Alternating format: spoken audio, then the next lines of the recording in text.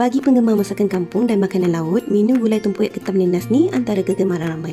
Dinikmati dengan nasi putih panas memang membuka selera. Rasa kuah santan berlemak, masam dan pedas memang secukup rasa. Ada pelbagai resepi dan cara masak gulai tempoyak ketam nenas ni. Namun, jika inginkan kelainan, boleh cuba resepi gulai tempoyak ketam nenas yang dikongsikan oleh selebriti dan usahawan terkenal Ifah Razia ini. Istimewanya, Ifah menggunakan cili basah berbanding cili padi dalam resepi gulai tempoyak ketam nenas ni. Memang nampak menyelerakan. Manakan tidak menggunakan ketam gemuk, nenas manis dan tempoyak asli. Jom kita tengok video penuh cara masak gulai tempoyak ketam nenas resepi Ifah Razia ni. Selamat mencuba. Assalamualaikum, Miss Ziwa Ifah Razia kembali ke kitchen. I'm back. Okey, hari ni Miss Ziwa nak masak gulai tempoyak ketam nenas. Mesti kakak, adik, abang semua pernah dengar kan? Okey, kita kongsikan resepi kita pada hari ini. Jom, first kali kita kena panaskan minyak di atas kuali. Okey, kita buat minyak sikit. Nampak? Bagi dia panas. Lepas tu kita masukkan bahan-bahan kita yang dikisar tu. Okey, apa dalam ni? Ada bawang besar, bawang putih, bawang merah, ada cili besar, ada halia dan kunyit kita masukkan. Kita tumis dia. Nampak? Tumis dia. Ambil lekuk, kita tumis.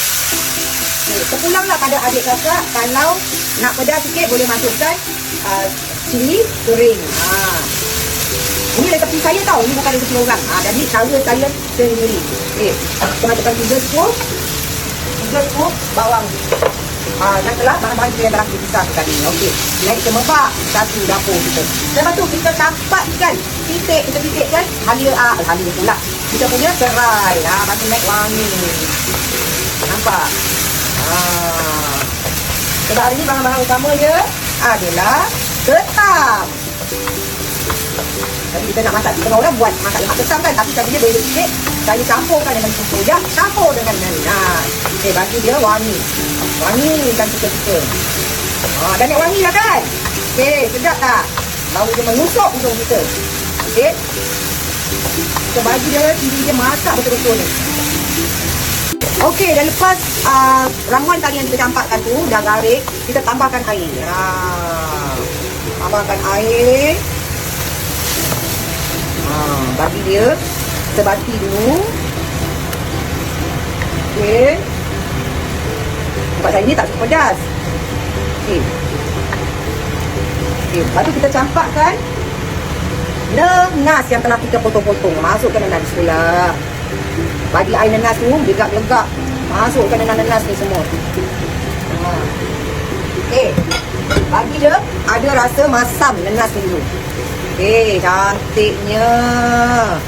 Nampak? Bagi nenas ni sampai keluar air dia biar dia rasa masam-masam kat situ. Lepas tu bagi dia legap dulu. Selagi tak legap, kita tak boleh masukkan tempoyak kita. Bagi dia legap dulu. Okey. Okey. Sementara dia nak legap tu, kita masukkan tempoyak kita. Tempoyak ni anda boleh buat sendiri ataupun anda boleh beli kat kedai. Okey. Nampak tempoyak ni. Kita masukkan tempoyak dia. Ya Allah. Pekat-pekat lagi banyak, lagi sedap. Rasa tempoyak dia ni. Nampak? Masukkan tempoyak dulu. Bagi pekat-pekat. Nampak tak? Bau tak tempoyak? Macam mana bau? Okey. Kita kacaukan dia. Bagi dia masak sekali dengan nenas kita tu. Bau kuah dia semakin pekat dan lekat. Nampak? Bau tak, Aculina? Bau sedap-sedap. Nampak? Ni jarang orang buat lah kan. Buat gulai tempoyak, taruh nenas, campur dengan ketam tu jarang dah kita nampak. Okey, jangan lupa tengah dia masak ni, kita masukkan daun kunyit. Daun kunyit kita. Last sekali kita simpan sikit nak kita taburkan kat satu. Masukkan sekali. Bagi dia rasa dia sebati. Dia kahwin dengan rasa-rasanya sekali. Masya Allah, sedapnya. Biar air dia tu, air nenas tu keluar. Dia bercampur dengan tempoyak tu. Rasa dia, ya Allah, tak nak kacau. Bagi dia melegak, lepas melegak baru kita masukkan santan sikit. Baru kita campurkan dengan ketam. Okey, nampak? Ni pun dah pekat ni. Kita masukkan santan. Nampak ni santan? Satu kotak kecil pun cukup lah sebenarnya. Sebab tempoyak tu dah buat pekat. Ya Allah, lemak dan berkrim. Nampak masakan kita, Masya Allah, cantik berkala-kala. Ada kuning, ada hijau, ada merah. Macam saya jugalah, kalau saya make up kan muka saya kan berkala-kala kan. Macam itulah juga masakan saya kakak adik, berkala-kala ya. Berkala-kala. Nampak? Ni tukas air. Kalau kita nak air lebih, kita tambah lagi sikit air. Bagi dia. Air ni perlukan air tak pujak. Air pun tak perlu. Ni kita kocak-kocakkan. Kita masukkan. bagi dia mendidih dan melekat dulu. Kita ni, nampak ni ketam ni. Istimewa ni. Bolehlah guna sampai 6 ekor ke, 8 ekor ke kita masuk. Tengoklah kat dalam periuk you all kan. Kalau periuk pelanga you all besar, bolehlah masuk banyak sikit ketam. So, kita masuk, sementara nak milih, kita masukkan ketam ni semua. Nampak tu. Ketam nak kena bersihkan dulu. Nak cuci. Kan, belah dua. Dan kita masukkan, kita tabukan. Nampak, dia susun dia cantik. Sebab tu kita nak bagi masakan kita ni nampak elok, nampak cantik, nampak kemas. Sama juga macam mana kita make up muka kita. Macam kita make up muka kita bagi lawak. Macam tu lah juga dalam masakan kita ni. Allah. Bagi dia mungkin dulu. Nampak? Bagi ketam ni sampai dia keluar air. Okey. Juga macam ni kita masukkan gula Melaka. Dalam.